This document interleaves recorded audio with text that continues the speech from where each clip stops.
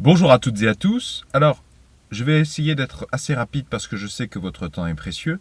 Voilà, j'avais une amie qui avait un four dans sa cuisine, un four encastré, un four d'assez bonne qualité, et elle aimait beaucoup cuisiner, et puis elle avait 4 enfants à charge, donc c'était vraiment un ustensile très utile, un outil très utile de sa maison.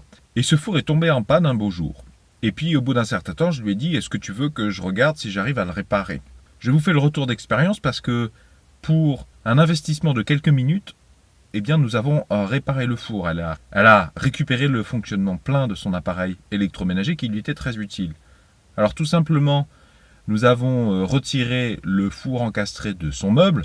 En fait, il est tenu par 2 vis. Je précise que pour réaliser cette réparation, j'ai eu besoin d'un tournevis plat, d'un tournevis cruciforme et d'une pince. Je crois que j'ai même pas eu besoin de tournevis Torx. Je parle des tournevis Torx parce que c'est vrai que peut-être pas dans toutes les maisons les gens ont des tournevis Torx. Mais un tournevis cruciforme, un tournevis plat, normalement il y en a partout.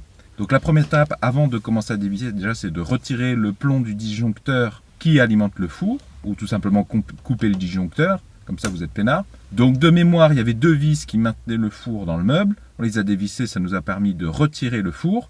Et puis j'ai commencé tout bêtement à dévisser ce que je pouvais dévisser pour un petit peu ouvrir la bête. Et puis en fait, j'ai pas eu besoin de démonter grand chose puisque je me suis aperçu qu'il y avait un problème au niveau du sucre, au niveau du domino, le premier domino qu'a rencontré les fils électriques d'alimentation. C'est-à-dire que comme tout appareil électroménager, si vous voulez, le four avait un câble électrique qui se branchait dans une prise. Et ce câble électrique, il rentre dans l'appareil électroménager. Donc il faut démonter le panneau latéral par lequel le câble rentre. Ce câble est constitué de 2 fils qui se séparent, qui rejoignaient un sucre, un domino. C'est une pièce ultra courante qu'on trouve vraiment pour pas grand chose dans n'importe quel supermarché aujourd'hui pour vraiment pas cher.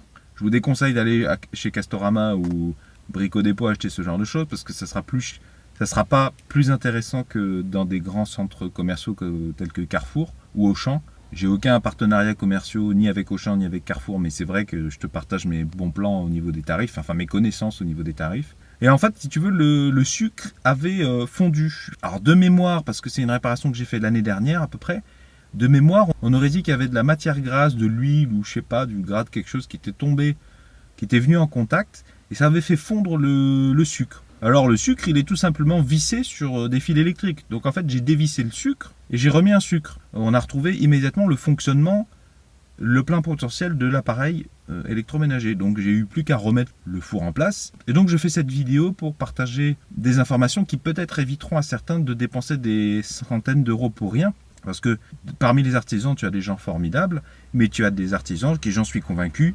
ne se serait pas donné la peine de démonter cet appareil électroménager, parce qu'effectivement il y a un risque. Quand tu démontes un appareil électroménager, c'est pas sûr que tu réussisses à le réparer, hein. Des fois tu peux perdre 1 heure de ton temps pour rien et tu as l'air d'un bonnet. Donc il y a certains artisans, j'en suis convaincu, qui auraient dit à mon ami, oui il faut changer le four, et puis moi je m'occupe de la pose. Donc elle aurait dû racheter un four alors que son four marchait très bien, et elle aurait dû payer l'artisan pour enlever l'autre four et le remettre, alors qu'en fait, il n'y a que dalle à faire, hein. Il y a quelques vis cruciformes à dévisser, revisser. Et au niveau du temps, si je l'avais fait tout seul, je pense que ça m'aurait pris 10 minutes. Mais là, si tu veux, on avait fait ça un dimanche, il faisait beau, avec les enfants. C'est-à-dire que j'ai fait participer les enfants. Donc pour te donner une idée de l'ordre, de niveau de complexité du truc, c'est que j'arrivais à impliquer les enfants dans cette activité manuelle. J'espère que cette vidéo vous a apporté quelque chose de constructif. Je voudrais continuer à proposer des vidéos en libre accès sur Internet.